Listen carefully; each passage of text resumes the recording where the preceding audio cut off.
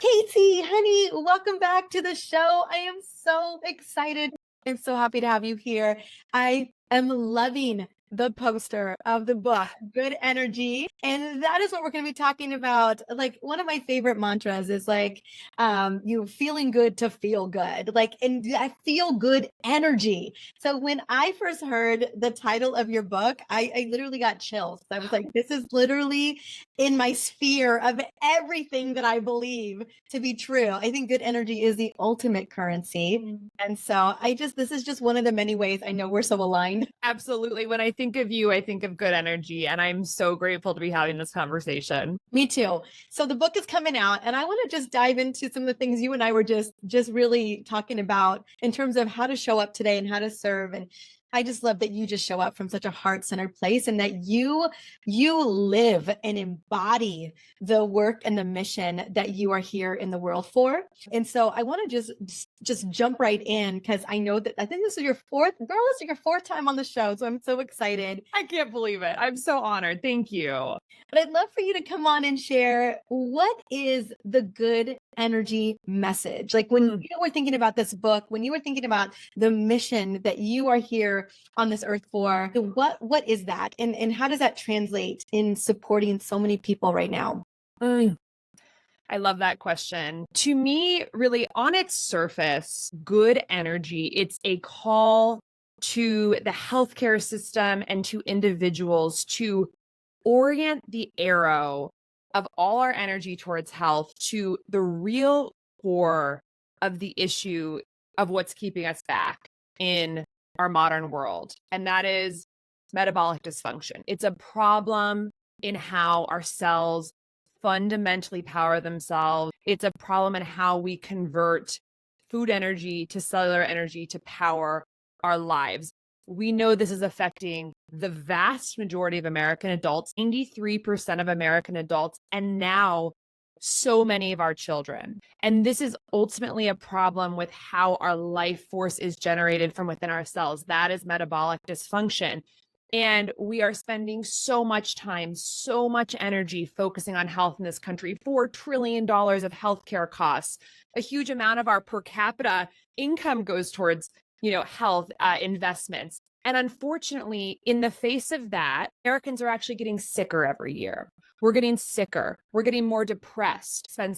Our life expectancy is going down, and we're becoming more infertile. Our bodies are literally telling us there's something so wrong with our environment that we cannot reproduce effectively. And in the face of all of that, the good energy vision is to point the arrow towards what I believe is the core issue, which is metabolic dysfunction, and figure out how to point that arrow towards supporting energy production pathways in the body, creating good energy in our cells, and that creating good energy within each of our cells and bodies is ultimately what is going to be necessary to actually also really help move our society and culture in the right direction. And I think that there's something that we all feel right now. There's sort of a discontent and an anxiety and a sense of something not being quite right on our little corner of the universe on planet Earth right now. And I think a big part of this is that we've really created an environment that is so toxic to the core fundamental pathways of how we power ourselves that we're really in a bit of a dark moment. And I believe that if we reorient towards good energy, we can actually shift that incredibly quickly, not just for ourselves and our families and our children and our parents, but also for planetary health. Because to really embody ultimate human health and to really be able to generate good energy in ourselves, it actually requires a deep respect and a deep interconnected perspective of our own human health with that of the natural world's health, because we are totally interdependent and we need so much from the environment to power ourselves, that really a good energy framework for human health has the interconnected benefit of also healing our planetary health. So that's really the core message of this book. I'm just sitting with that for a moment and thinking about not only our bodies, the body that I'm living in, you're living in, all the women who are listening right now, and how we're feeling, how we're dysfunctioning, just and doing the best we can with what we've got. And I agree with you wholeheartedly. I remember it was another interview where you were like, how we think, our microbiome, our energy to show up, all of this is encapsulated in our cellular energy. Like that is the epicenter. Like if we want to self-actualize, if we want to show up for our family, if we want our brain to work, it starts at a cellular level. It starts with the cellular energy. So everything and anything regarding your health and wellness, and even the relationships that you have, really begin there. And that hit just so hard because I knew that was true. I knew that was true. And I want to speak into really kind of going and using that arrow to go straight to how do we get there. I think about Kingston, and I think about how much I look over what he's eating and anything in his food, and how much we make from scratch these days, because I know that there are so many children who have either prediabetes, type 2 diabetes, or some level of metabolic dysfunction. It doesn't even have to be diagnosable yet. I mean, it's a wide spectrum of inflammation that we're talking about here. And it feels like an impossible landmine to navigate when it comes to feeding him, let alone feeding the adults in my life as well.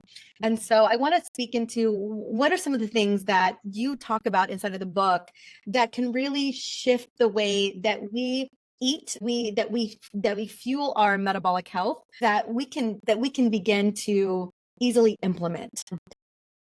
Well, a key point that I talk about in the book is that a lot of what we focus on in the healthcare conversation right now is strategies, and it's protocols, and it's hacks, and it's really going straight to like implementation. And what I've really come to believe in my life is that those things actually emerge out of a deeper foundational layer that I think is underneath the conversation. And it is really the core of good energy, which is actually stepping back and just starting with a sense of like total awe, like awe our bodies, awe at the fact that we are living on a planet traveling through space, that we came into this world through the portal of our mother's bodies and consciousness was sparked, awe at the fact that every single day we are literally recreating our bodies, like 3D printing new versions of our bodies every day as we eat.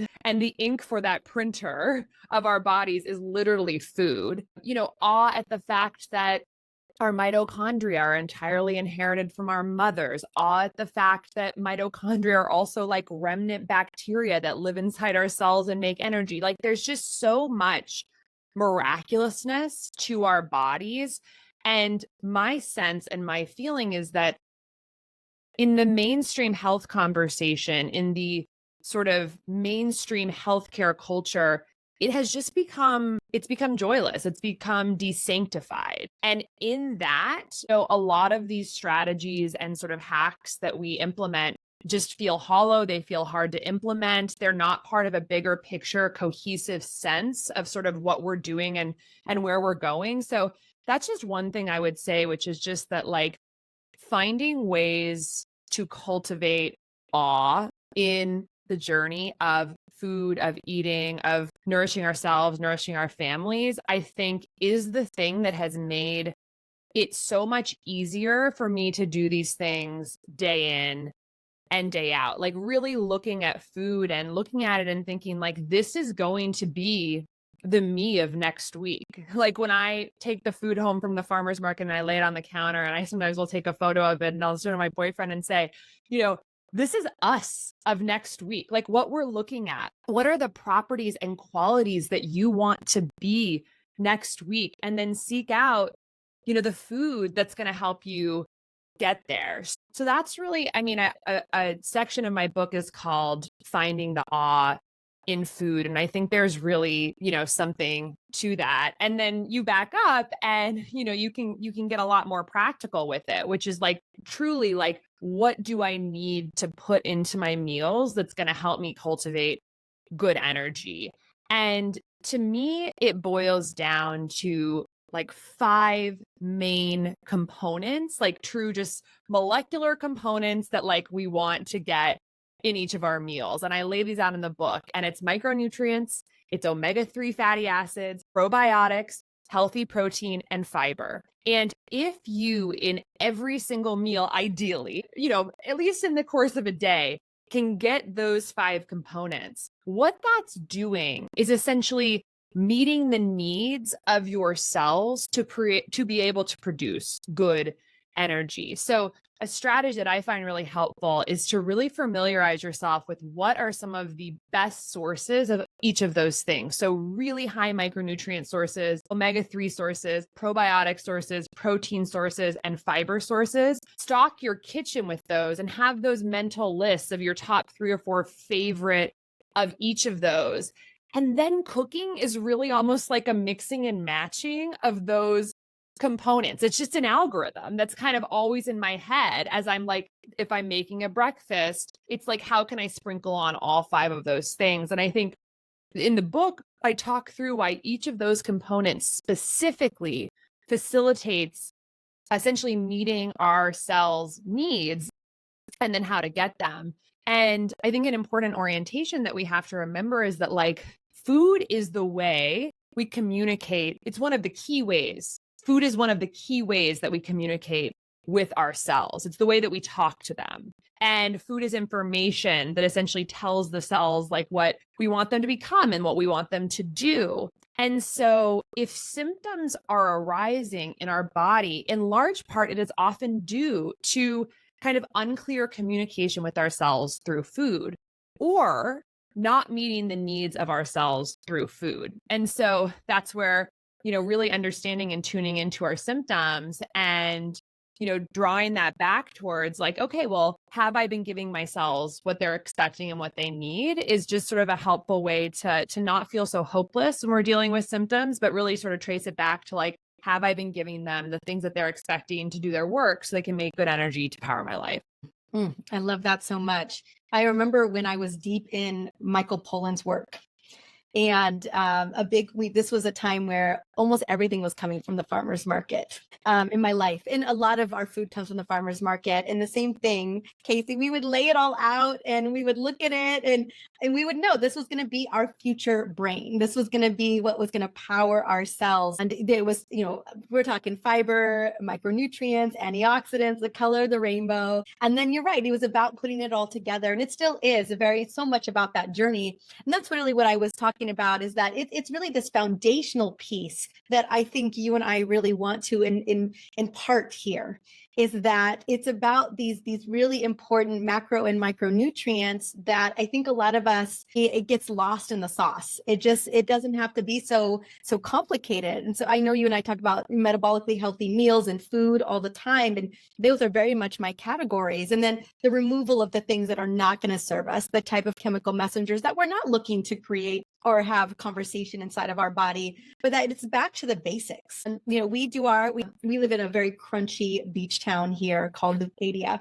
I mean, it's crunchy. And we have this crunchy farmer's market, like everything. If you want, this is it. This is the place to be. If you're looking for chia, anything, and that's all and it's so fun because you get to meet your farmers, you get to, all the heirloom things I didn't even know could be heirloom, girl. You know what I'm saying? And so when Kingston's with us and we're picking things out, and then he's helping to make meals with us. And he was blending up a yummy cauliflower and blueberry smoothie. He didn't know cauliflower was in there, but and so here he is, he's on the counter, doing his thing, and he just sucked the whole thing down. It had chia seeds in it, cauliflower in it, blueberries, a little bit of banana. He was just so about it. That's what I was thinking about, is like getting back to those beautiful basics where we're really cooking with real food that is hitting those categories, and we're being consistent about it. Like we're making room and time to do it. And we batch. So I just wanted to speak. That's really what the answer I was looking for was, getting back to, to the basics, the foundation of really nourishing our bodies and our children's bodies, and making it in a way that feels like community, even in your own home. Yeah. And I think, there was a study that showed that over 50% of Americans are totally confused about nutrition. That's astounding. Over 50% of Americans are confused about nutrition and what to eat. And that confusion makes them doubt their choices. And, we're eating 2 to 3 pounds of food per day. We're eating 70 metric tons of food in our lifetime. And it's so disheartening to think that because of the food culture that we're living in today, and frankly, the vested interests that want us to be confused so that we become these sort of manic consumers of different strategies, which fuels industry, but not human health. We've become really divorced, I think, from our common sense and our intuition about food. I imagine that many people have had the experience of sitting down with like fresh, beautiful farmers market food. And on some level, you just know that this food is going to serve your body. Like you don't need a study to tell you. And I think something I think about a lot is the fact that like, if you go on PubMed and you look at the nutrition research that's been done over the past 50 years, it's essentially an exponentially increasing curve. It's just a straight up line of how many studies are done per year in nutrition. And yet, Americans are more confused about nutrition than ever. And I think that there's something there. There's something we really need to reflect on, which is that we're getting actually sicker as a country as we do more nutrition research. And there's certainly something to be said for evidence-based, research, but I think there's also something to be said about just really on the deepest level, trying to connect with the food in front of you, with the food that you're purchasing. And on that more energetic level, really take the time to think about how this is going to make you feel and how you feel after you eat it. And focus on principles rather than dietary dogma, because the body is incredible. And the body actually has redundant pathways to often get to the exact same outcome. Like we have lots of different ways to make EPA and DHA omega-3s in the body. We have different ways of generating antioxidant potential in the body. And so I think a really key point to internalize with food is that we really need to, I think, get back to the basics, like you're talking about, like a principles-based approach to like, what does the cell need? And like, how can I give it to the cell? And that's those 5 components I was just talking about.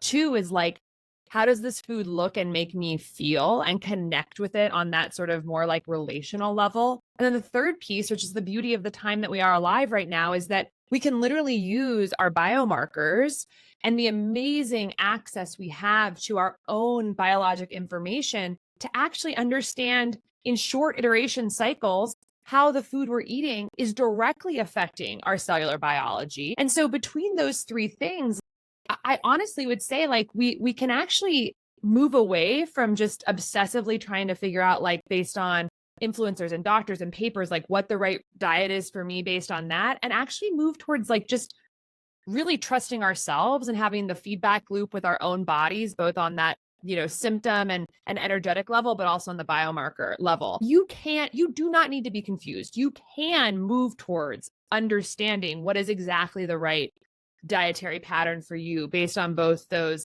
energetic and quantitative levels. I hope that's an empowering message for people, because I see this on social media. I see it in blog comments. I see it in YouTube comments. I think people are spending a lot of energy kind of wringing their hands about nutrition. And the message that I really want to put into the world is that it actually can be incredibly simple, joyful, and beautiful. And a lot of that comes back to trusting yourself.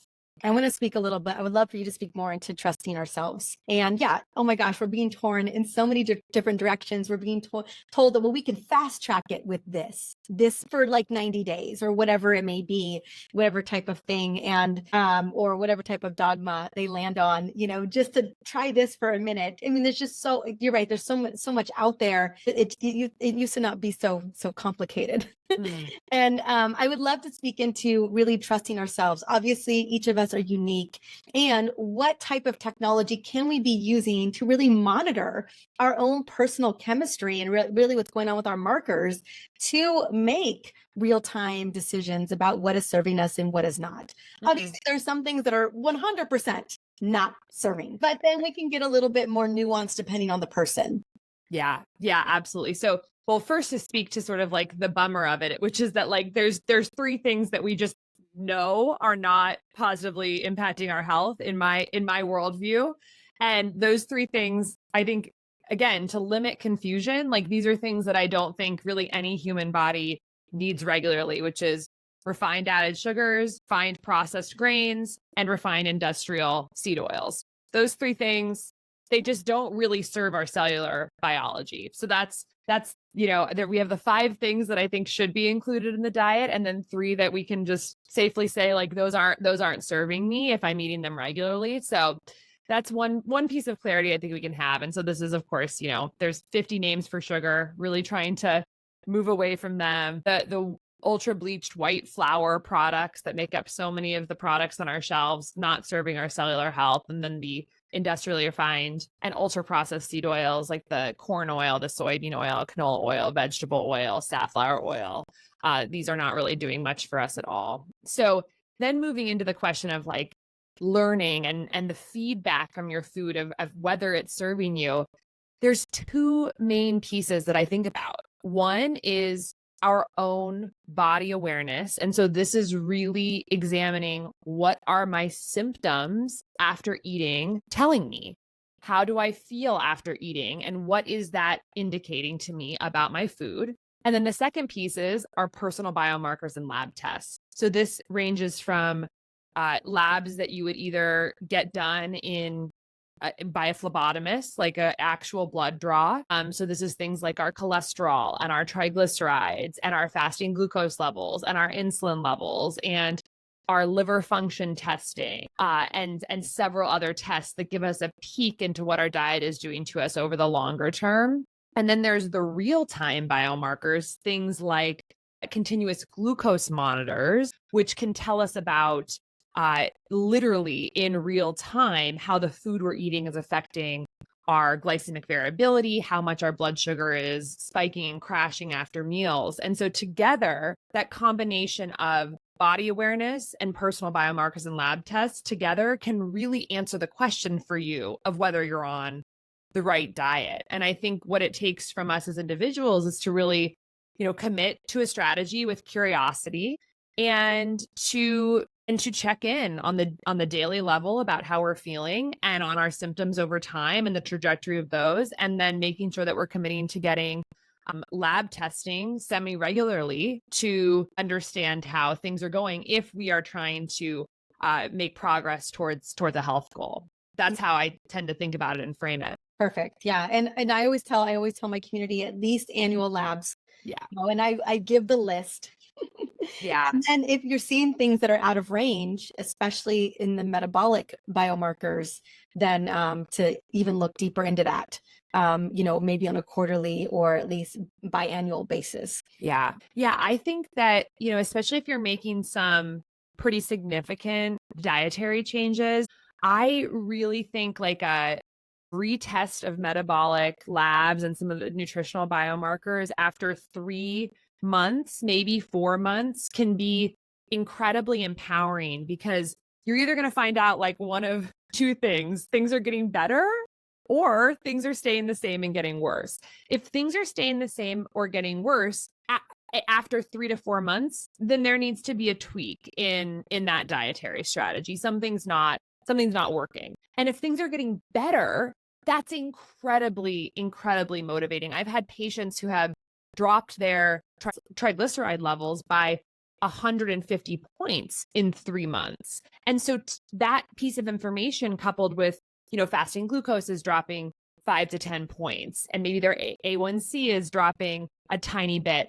These things together say, this is a strategy that's working for you. Let's double down and keep going and check in another 4 months or so. And so, it's just ultra empowering to be able to do that. And these days, many of these labs are very, very cheap.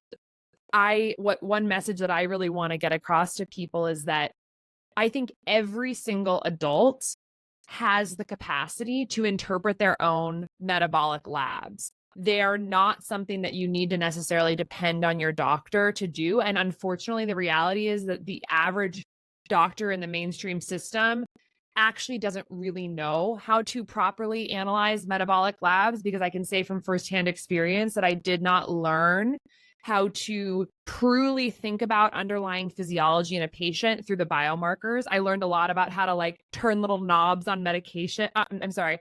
I learned a lot how to turn little knobs on biomarkers with medication. But really what we're looking for with lab testing is to essentially read the tea leaves of our physiology through the constellation of these labs. And I actually really do believe that that's something that all of us can do. And there's lots of amazing resources about that out there. And there's an entire chapter of Good Energy that's dedicated to helping people realize how the labs work together, what they are telling you about your own body, and what the normal and then what the optimal ranges we should shoot for are. Yeah, I was going to ask I haven't read the book yet. So I was going to ask if there was a chapter devoted, because you're absolutely right.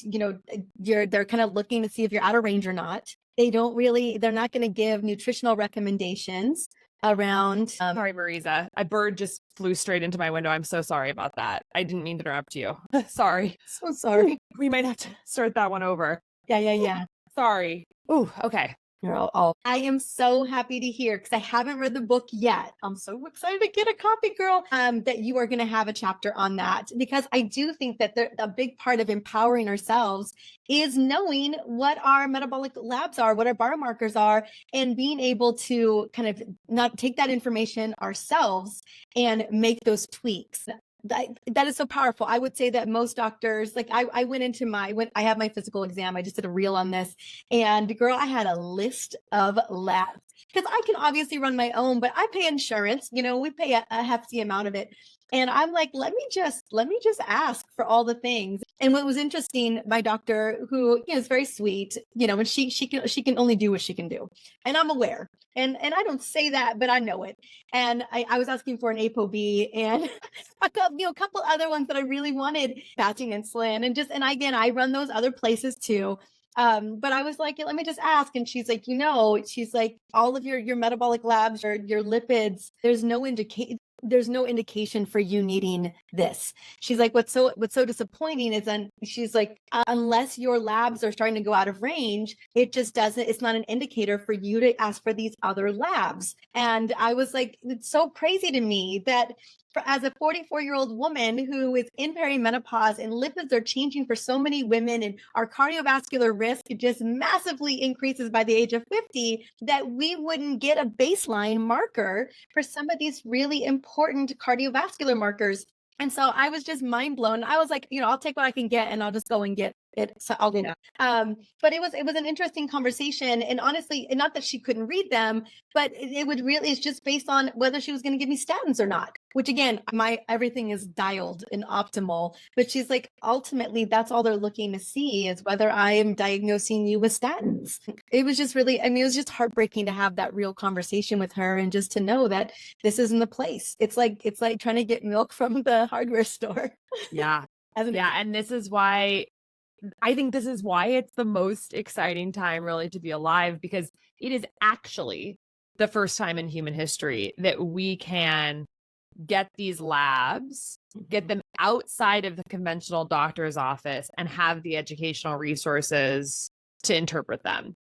That's amazing. And we should all take advantage of that, especially if we have any symptoms, any diagnoses, are on any medications, or just have a general sense that we could have a healthier life. Like if that's how you're feeling, I think getting some baseline tests and knowing where you stand is a great strategy. So you kind of can point the arrow on where you're trying to improve. Exactly. One, I'm so grateful. Like when you talked about multiple resources, your book is one of those resources. Someone could have this book, and please go get it, have this book, right? And have the foundation of what it looks like to build your cellular energy, but then have the resources of the measurements to look at your labs in a perspective with your own biology, with your own symptomology, and build a plan with these resources. Like you said that there's never been a time where we haven't been able to really own our health and own our autonomy around our health than it is today. But you have to be willing to own it. And you have to be willing to have the resources, and they are so available. And I know that this book really, from start to finish, just gives everyone what they need to drive that arrow in the right direction and to execute with the right habits. That's what I'm so excited about. I want to talk a little bit. We were talking about kind of how we've lost our way, and you've spoken to it a little bit with the protocols and all the things and the hacks, but obviously, there's a big push to longevity and health span. And, and for my ladies as well, although we live longer, we also are struggling with more chronic conditions longer as well. And so increasing health span for women in perimenopause and menopause is very much the name of the game for me. But I want to speak into how we are losing our way there when we are majoring in the minors. I know so many of my women are just feeling like, Lee, I have to do all of this over here to really maintain good longevity and health. Does it have to be so complicated? And you and I don't think so. Yeah, I'm thinking about this so much recently, and I write about this in the book, which is that, you look at the books that are, coming out and a lot of the podcasts, and there's great stuff, but like this sort of culture, it's like a longevity obsessed, very protocol obsessed, very biohack obsessed culture. Like, to me, it feels like there's really something missing, and there's this delta between what is out there, as sort of the zeitgeist narrative about health optimization, and then where we're actually at. Because the reality is that like the airwaves are dominated by diet wars, and literally like the minutia of like how many minutes of zone 2 training to get per week, how many minutes of cold plunging to get per week. And yet in the middle of that, we are getting sicker every year as a country. So there's some sort of mismatch between what we're talking about and the actual outcomes. And this is the hole that I am really hoping the good energy framework fills, because I think what's actually going on here in my personal worldview is that some of this minutia is actually a distraction from like a much deeper spiritual crisis that's occurring before us, where essentially like the corruption of our healthcare system and our industrial food system has systematically divorced us from essentially like a sense of curiosity about our own bodies. Like it's very much about making us question our common sense, making us just ridding the joy of the healthcare conversation, and making us forget our true nature, especially our true nature as women,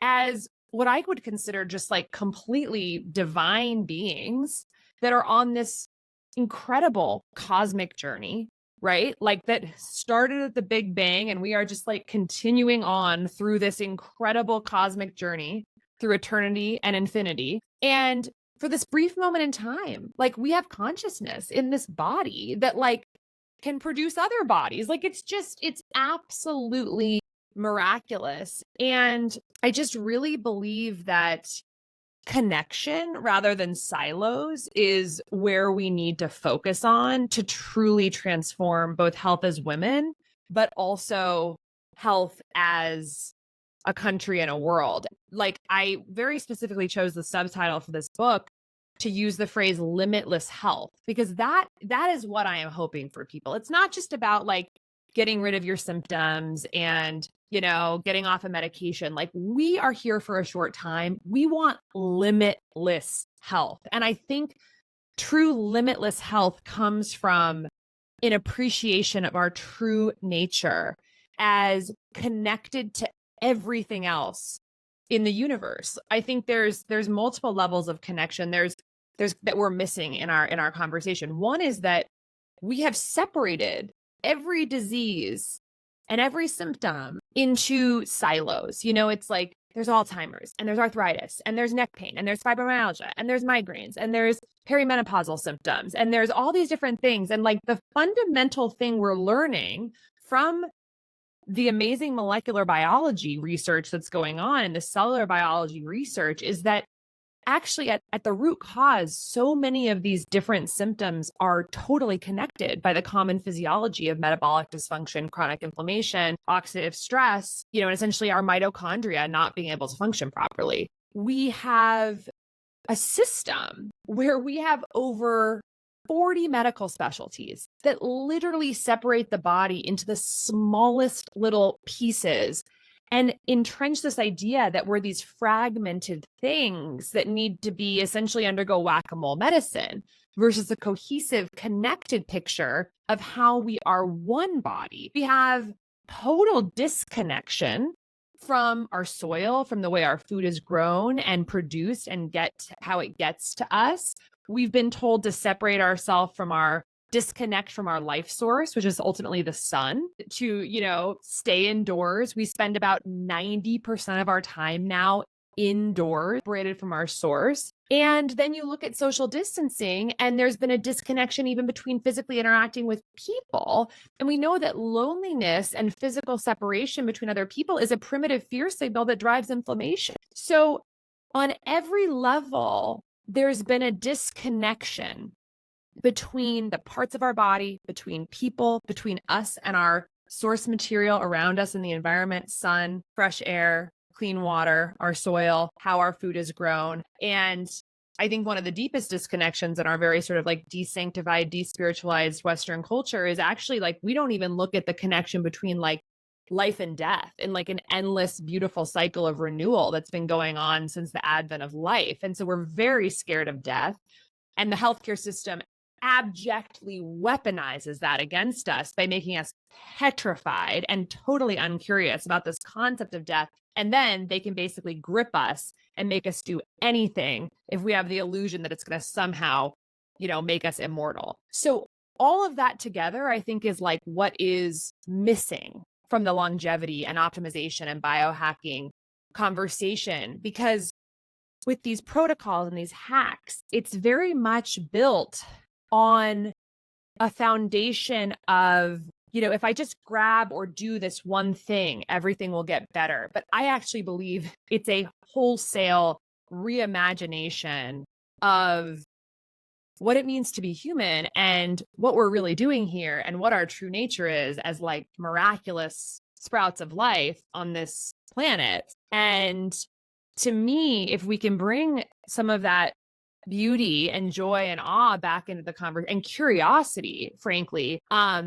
I think it's especially going to help women, because women are creators. Women are so deeply connected to all of this. Women literally take food into their bodies and 3D print humans that have consciousness. Like, it's absolutely magical. And on every level, from industrial birth to just our urbanized cultures that sort of like prevent us, the awe, the joy, and the miraculousness into the healthcare conversation. Because from that foundation, everything becomes a lot easier. And on an even like biochemical level, it engenders a sense of abundance in our lives that is one of the biggest antidotes to fear. And we look at how so many of our diseases of modernity are chronic inflammatory conditions, and chronic inflammation is generally like one and the same with metabolic dysfunction, because chronic inflammation is essentially the cells of the body showing that they're afraid of something. And in my view that I present in Good Energy, that thing that they are afraid of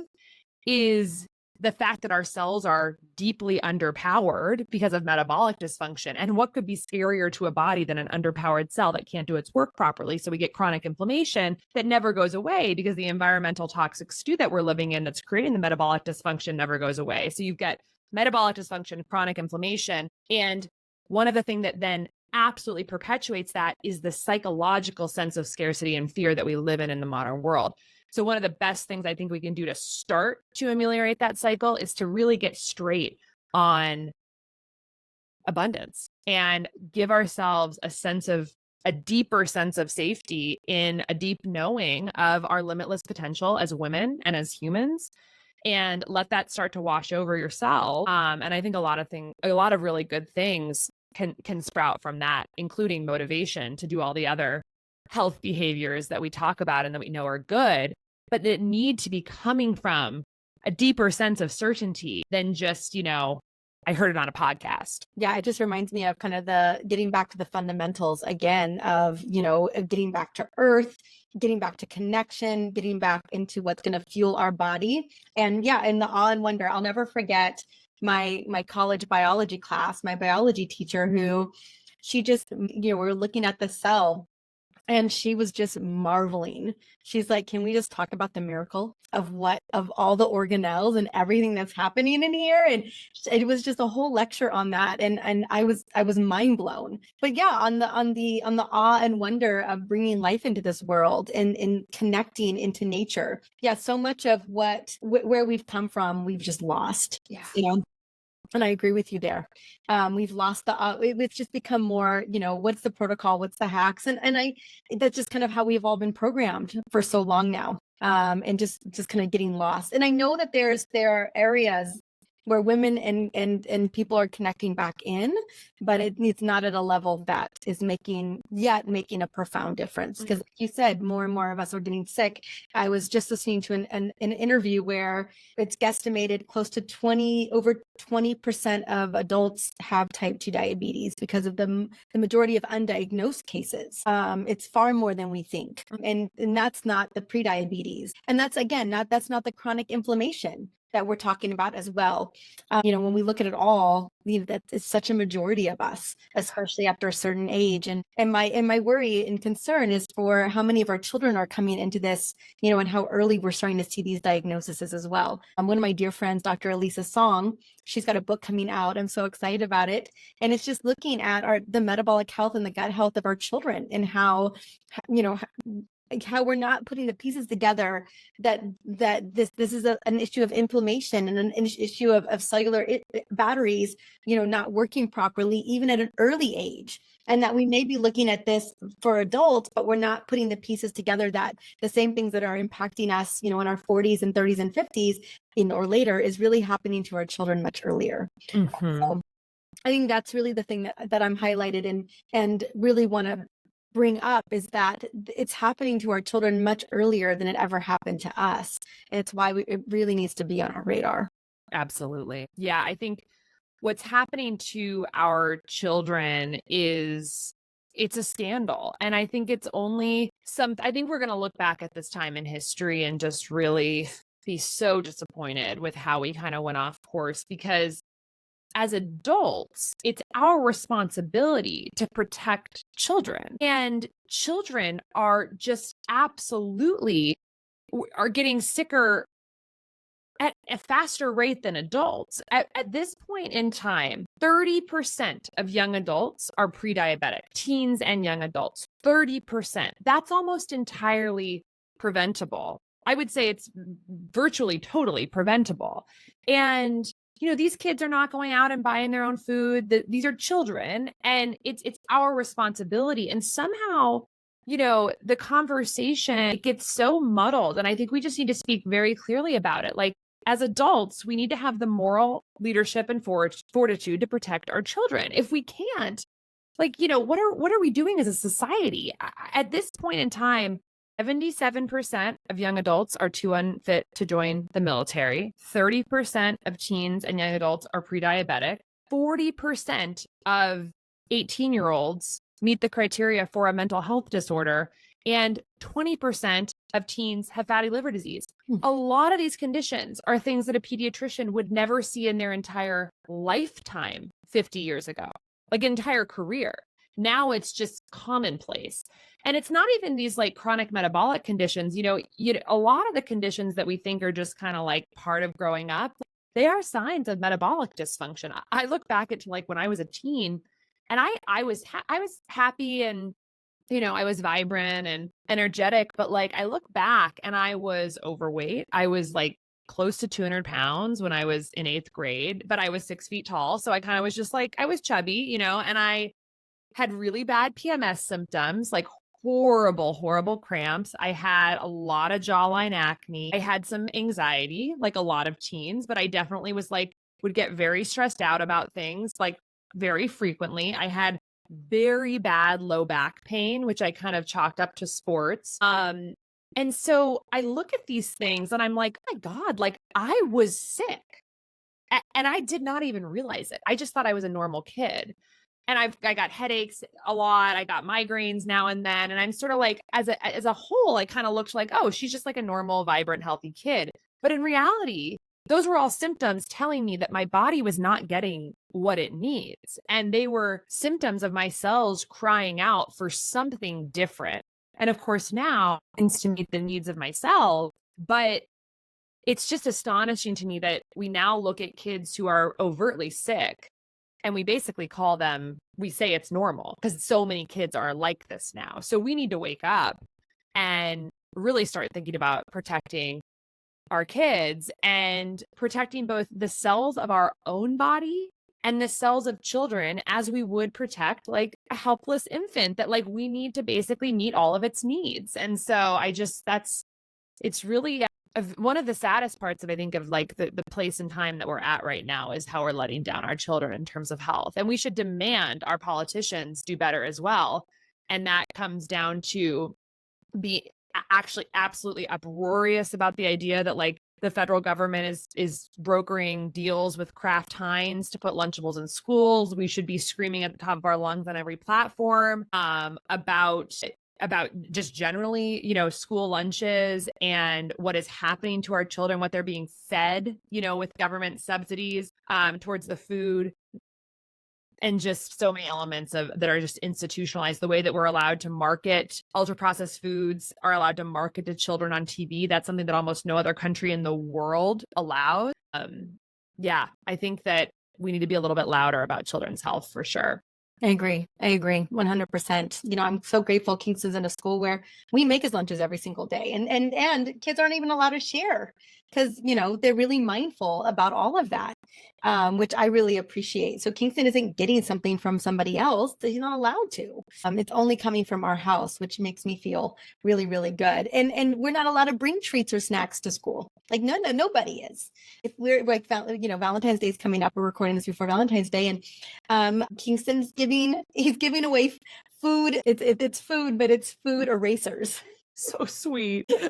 Like apples and oranges, and it's super cute. And so yeah, they're all going to be bringing prizes, but none of it's food or candy. Like that's just the rule, which I loved. I mean, that was in such an alignment for what our philosophy. Because I don't know what other people are okay with. Like, okay, I want to steer a little bit more into just I'm just curious, kind of, I'm always love to be surprised and delighted. But what were some of the few surprising things you learned from the research when you were writing Good Energy that are just actionable for people to implement? I know we've gone deeper into like really going back to the fundamentals, connecting back with earth, really checking in and owning our own health, looking at our own biomarkers, because you're right, a lot of doctors are not going to guide us in the right direction. They're guiding us towards like what medication would work for this right now. And that's just real. Yeah, I talk to my community members all the time. Even there's labs that they won't get because doctors don't know how to interpret them and they don't want the liability of that. I mean, that's just real. But the point is that we really do get to empower ourselves. And so I want to speak into,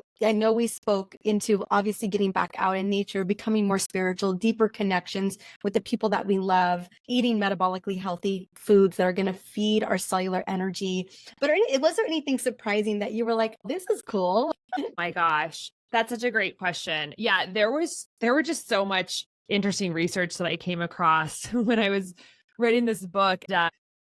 I think that, again, it's like what you said. It's like a lot of it comes back to the basics. Like you look at some of the stuff around movement, and I think that one thing we forget is like 75% of Americans aren't even getting like the basic lowest level physical activity recommendations that the CDC has set forth. Like we don't even need to be like necessarily talking about like minutes of HIIT training and zone 2. Yeah, exactly. Or VO2 max. It's like people need to take a walk. And like one of the pieces of information that just astounded me was about the reduction in disease rates with walking.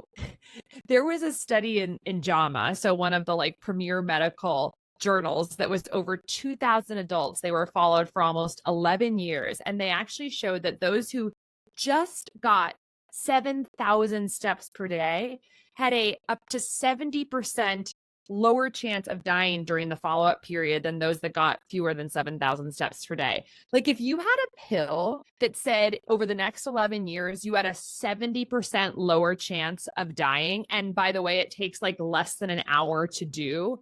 Like I think, or, just basically said it's very simple. Like I think most people would do that. Why is that not front page news? That our risk of all-cause mortality goes down by 70% if we just walk 7,000 steps per day. It's not even 10,000, right? It's 7,000 steps. So one other thing that was really interesting with the book was really seeing how many studies have shown that people overestimate the number of sleep they get and the number of active minutes they have per day by like a huge amount. And so this is where I think that trackers can actually be quite helpful. We don't want trackers to be something that causes a lot of anxiety, but we do want to like be real with what we're actually doing. So I think if people can just commit to getting those 7,000 steps a day, ideally 10,000, it's absolutely life-changing. There were other studies that I looked at in regards to walking that showed that across almost 7,000 men and women, people who walked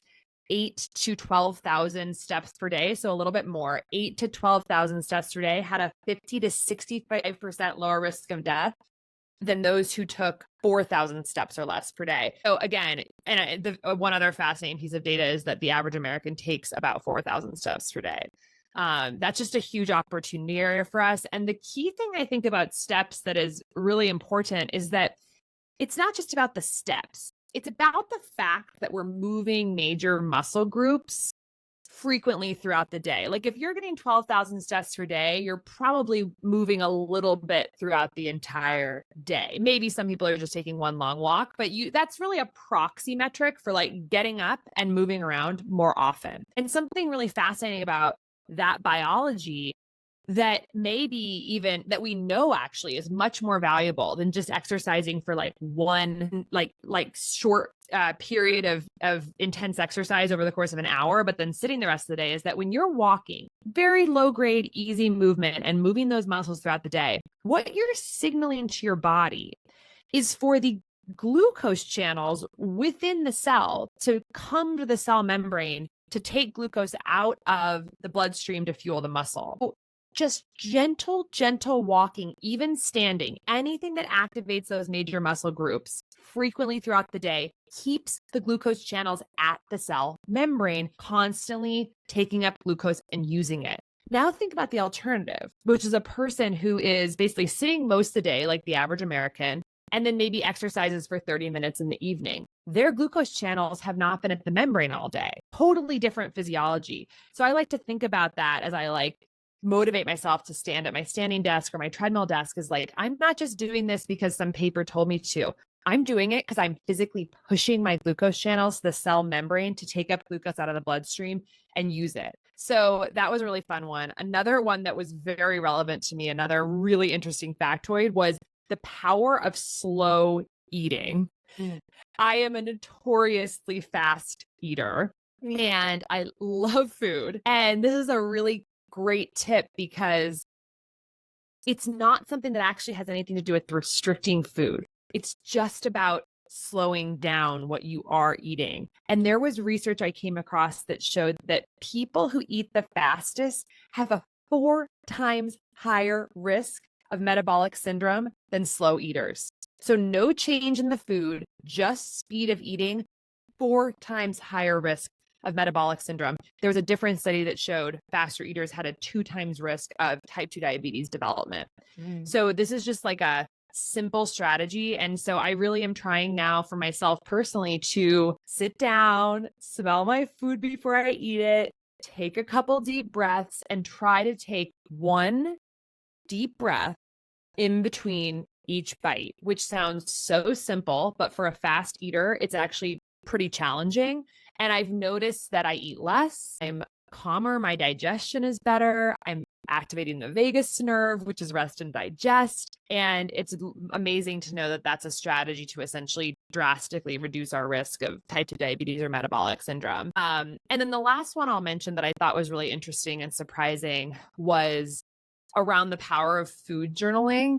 And there was actually like a huge study from Kaiser Permanente that was a 28-week weight loss program And they showed that the people who kept the most food logs per week in a food journal, that was directly predictive of how much weight they were going to lose. And interestingly, we've actually found something very similar in the Levels data set, where people who log more food in the glucose app tend to lose more BMI points over time than people who don't log as much food. And really, I think this all comes back to mindfulness and awareness. Like, what are we actually putting in our bodies? So, that was a fascinating one. And I'll mention one more about sleep that was actually quite interesting, because I'd never heard this term before researching for the book. It was a concept called social jet lag. Is that a term? Have you come across that term? Yeah. It's really interesting. So essentially, social jet lag, you take your social jet lag is a helpful metric in understanding sleep consistency. So when we talk about the relationship between sleep and metabolic health, there's three things that matter that are differently measured and tracked in the research literature. There's sleep quantity, there's sleep quality, and there's sleep consistency. And all three matter for our mitochondrial function. So quantity is literally just like, how many hours of sleep are you logging? And the magic number for metabolic health seems to be about 7 to 8 hours for adults. Sleep quality has to do with like how much deep sleep you've got, how much REM sleep, how many interruptions there were in sleep. And that certainly matters for metabolic health. And then the third is consistency. And this is the one, again, I struggle with the most. Consistency is, are you going to bed and getting up essentially at regular times each day? And this one is so important because it is one of the key ways that we help entrain our circadian rhythm and essentially let the body know what time it is. There's three main ways that we let the body know what time it is: sleep consistency, meal timing, and whether we get sunlight in the morning directly into our eyes. Our bodies are on a 24-hour clock, and there are genes that are expressed in 24-hour periods, like whether it'll either be at night or during the day. And the ways that we help solidify our internal clock, solidify our circadian rhythm, is sleep consistency, meal timing, and when we see photon light energy into our eyes. So from the sleep consistency perspective, it's really important because it helps set up our circadian rhythms, which ultimately help tell us when to express the metabolic genes in our body at the right times, which is super important for mitochondrial health. So you'd use social jet lag by basically saying, okay, if I went to bed at 12 midnight and got up at 8 a.m., you look at the midpoint of that, which is 4 a.m. Let's say on the weekends, you go to bed at 2 a.m. and you get up at 10 a.m. The midpoint of that would be 6 a.m. So there's a 2-hour difference between the midpoint on a workday and a weekend. It's 4 a.m. for the workday and 6 a.m. for the weekend. And the study basically showed that if you have more than 1 hour of social jet lag, essentially differences between your midpoint in different days of the week or between work days and weekends, it confers a much higher risk of metabolic disease. So the way to essentially use this information is to get a sleep tracker, wear it consistently for at least a month. There's Fitbit, Aura, Whoop, 8 Sleep, lots of different trackers. Mine is like a $60 Fitbit Inspire 2, which I love. You can get on Amazon, and look at essentially when you're going to bed and when you're waking up, find the midpoint, and then just see how much that's fluctuating night to night. And that's something that we really want to try and dial in. And that's, again, one of the hardest for me. And thank God for my sweet boyfriend who I live with, who is much more regular about sleep timing and has been a huge unlock for me. But prior to meeting him, I was actually working with a sleep coach to help with this. I had a sleep coach, this amazing app called Crescent Health, that will be essentially accountability partner for you on any aspect of sleep that you're struggling with, and help give you strategies to be more, a little bit more disciplined about that.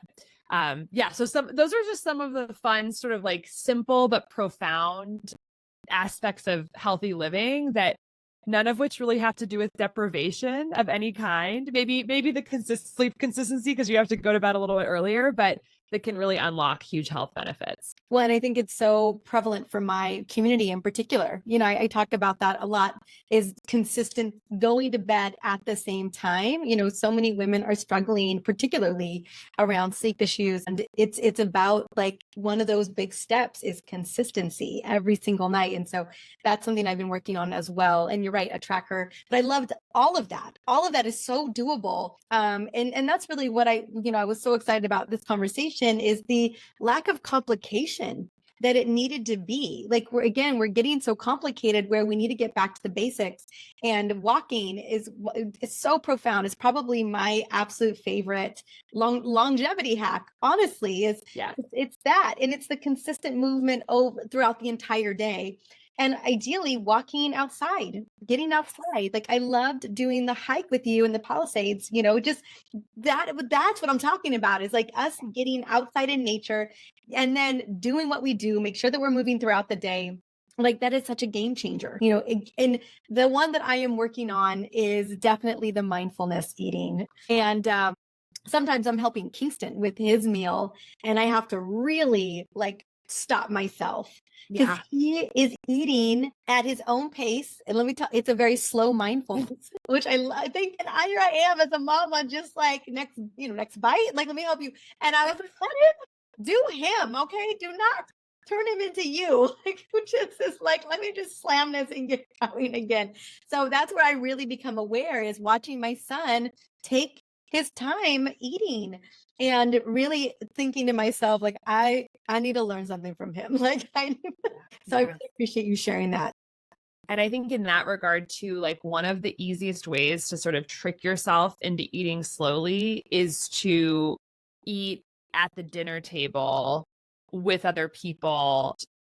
This is an interesting, I think a key element is trying to bring up things that are complex, potentially topics of conversation, because if you can start to get people engaging and talking more in a dynamic way, you will absolutely eat slower. And I know there's certain cultural traditions where actually like it's thought that maybe eating silently is better for health. And there's lots of different, and I'm just talking about for my own slow eating and for, I spend most of my day on the computer. And so like human connection at meal times is very important for my personal health journey. But, we got some like beautiful little cards from, wonderful podcaster Liz Moody that are like conversation cards that like really get into some interesting stuff. And something that I found is that, sometimes like to just sort of sit down and like spark that kind of like conversation, if it's sort of just like a regular day and there's not that much going on, it's like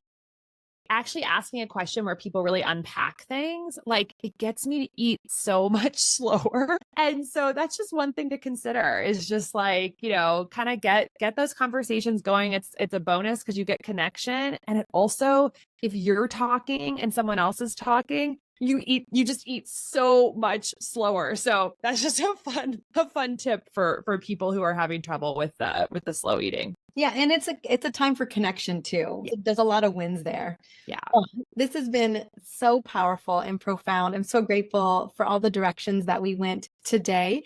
And I'm so excited for this book. And so obviously we can get it where all books are sold, but where would you love us to go? My gosh. So the best place to go is just caseymeans.com/good-energy. And from there, all the retailers of your choice are on the website and you can just click straight to it. So caseymeans.com/good-energy, and then where all major books are sold and your small bookstores. So thank you so much for creating this opportunity to talk about it, Dr. Mariza. I appreciate you so much. And then I should also just mention, if people want to connect on social media, I'm at Dr. Casey's Kitchen, Dr. Casey's Kitchen, on every platform. Perfect. Yeah, I wanted to make sure we mentioned that as well. Well, congratulations. I'm so proud of you. I'm so excited for this book. I know that it's going to transform the way that we think about our health in a way that's really going to serve us cell to soul, really. Thank you.